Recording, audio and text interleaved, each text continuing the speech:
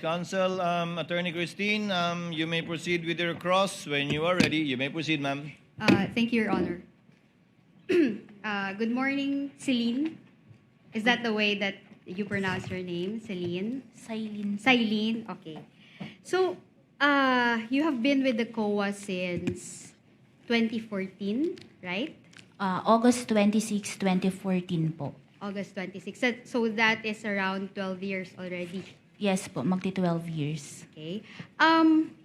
You assumed the accounts of the Vice President, the audit of the confidential funds of the Vice President and the DepEd when Attorney Wamil was reassigned to COA, Pasay, correct? Opo, tama po. Curious lang ako, Ms. Silene, was that reassignment a promotion or just a plain reassignment, if you know? Yung kay Mr. Wamil Yes. po. Na-reassign po siya. Reassignment lang. Okay. So, that was on February 12, 2024. Opo, tama po. So, Mr. Wamil was the one who prepared the AOMs for the fourth quarter of 2024 for the OVP. Tama? Yung AOM po is for the fourth quarter of 2022. 2022 rather. Opo. Okay. And he also prepared the AOM for the first and second quarter of 2023. Ng OBP po. Okay. So, we will go back to that, no? So, when Mr. Wamil reassigned to you his account, was there any office memorandum that was issued by the COA Your Honor, reassigning please, you as the examiner? Of, The question is misleading, Your Honor. It is not Mr. Wamil who reassigned the account to her. She just occupied the position, Your Honor. The question was if there was an office memorandum assigning her to take over from Wamil, not Wamil himself. Witness may answer. Yung sa assignment po kasi namin, ang hawak No, namin... just please answer the question. Was there an office memorandum assigning you to handle the accounts of the OVP and the DepEd, particularly the confidential audit of these two offices? Meron po kaming order na ako po ang assigned na maghawak ng national government agencies po. Particularly the Office of the Vice President and the DepEd. Meron ho kayo nun? Asked and answered, Your Honor. Hindi. My question was specific. No, I'm referring to the DepEd and the OVP. Witness may answer. These are national agencies, Your Honor, please, can the counsel allow me to continue my Asked question? and answered, Your Honor. Witness may answer, counsels. May memorandum po ba na nag-assign sa inyo specifically sa DepEd at OVP? Yung memorandum po is naka-assign ako sa national government agencies. All. Okay. Opo. Okay, I accept that answer, Your Honor. Was it Mr. Wamil who personally turned over his files to you? Iniwan po niya yung files niya sa office po nung malipat po siya sa COA Pasay. Sa kaninong office? Sa iyo or kaninong office ba? Sa custodian po namin sa COA ICFAO. Okay. So, meron ho ba siyang iniwan na endorsement sa inyo? Na ito lahat yung mga files na iniwan ko for this particular account. Meron ho ba? For the OVP, meron ho bang siyang iniwan na endorsement? Yung mismong mga files po, iniwan po niya sa custodian namin. Endorsement ho, like letter, a summary containing all containing a list of the files that he turned over to the custodian. Meron ho bang ganon? Meron po kaming logbook pag natapos na po yung namin Logbook. Okay, pero dala mo ba yun ngayon? Hindi po. Okay. So how about dun sa DepEd? May iniwan ho ba siyang transmittal doon sa custodian na ito lahat yung mga iniwan kong files with regard to the audit of the DepEd confidential funds? Meron ho ba? Ang iniwan po niya is yung mismong documents. Yung mismong document. So walang transmittal na iniwan ho dun sa custodian. Yung mismong documents po ang iniwan. Okay, sige. May iniwan ho ba si Mr. Wamil sa inyo? Di ba sabi niyo may mga documents ho siyang iniwan. Di ba pag nag-audit ho tayo, meron ho tayong tinatawag na working papers. Yung mga drafts po natin. May iniwan ho si Mr. Wamil sa inyo nun? Your Honor, please, again, the question is misleading. witness already said, asked and answered, that Mr. Wamil did not leave documents to her. Mr. Wamil left the documents to the office. I will rephrase, Your Honor. Kindly rephrase, Okay, counsel. may May iniwan iniwan- bang worksheets sa custodian? Yes po.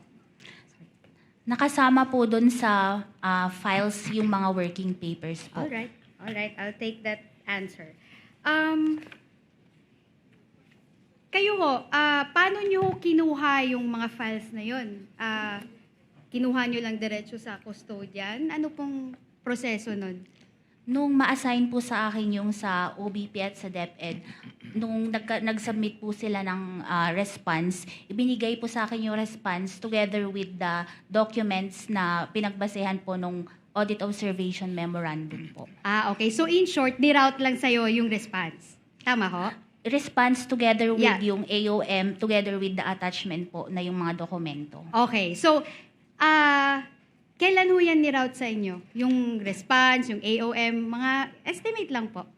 Iba-iba po kasi, di ba ang una is yung March 13, 2024 na response nila sa NS. Naibigay po sa akin to March 14. Yung sa iba po, hindi ko na matandaan yung exact dates, pero malapit po dun sa after ma-submit yung response. Alright. I'll take that answer. Okay. So, WAMIL prepared the AOM for the fourth quarter of 2022 for the Office of the Vice President. Tama po? Opo. How about the first to third quarters of 2023? Sino ho ba yung nag-prepare ng AOMs na yun? Dalawa ho yun. Yung sa OBP po, na first and second quarter 2023, nandun pa po siya nung ma-issue po yung Okay. AOM. Yung sa third quarter po, siya yung nag-draft. Pero nung na-finalize na po yun, wala na po siya sa COA-ICFAO. So, yung custody po ng document na yun, nasa division chief. Kaya nung finalize po yun, division chief na po yung nag-finalize. Okay. So, alright. Sige, we will flash this AOMs, no? Kasi nga si Mr. Wamil nga yung nag-prepare nung iba sa kanila, no? Sige.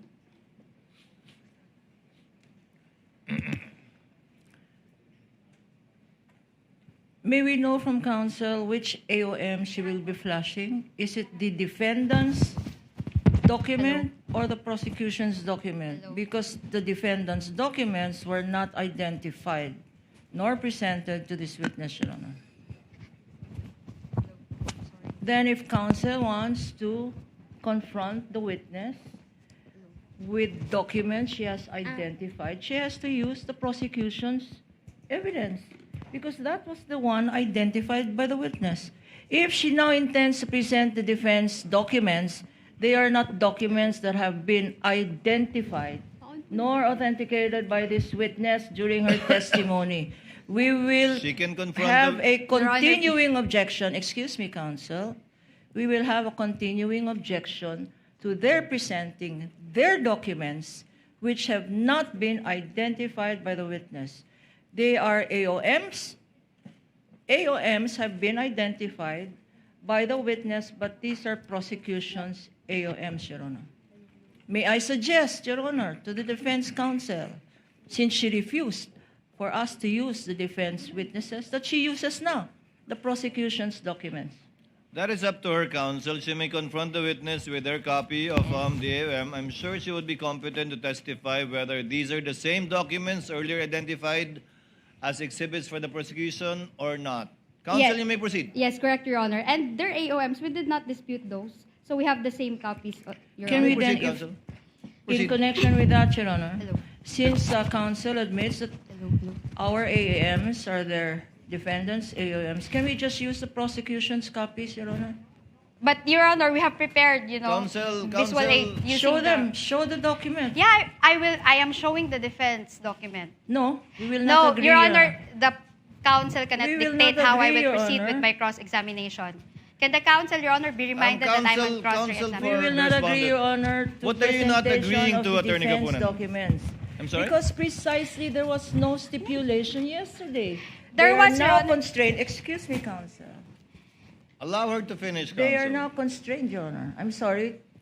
They are now constrained to use our documents precisely. This is what we wanted to avoid yesterday.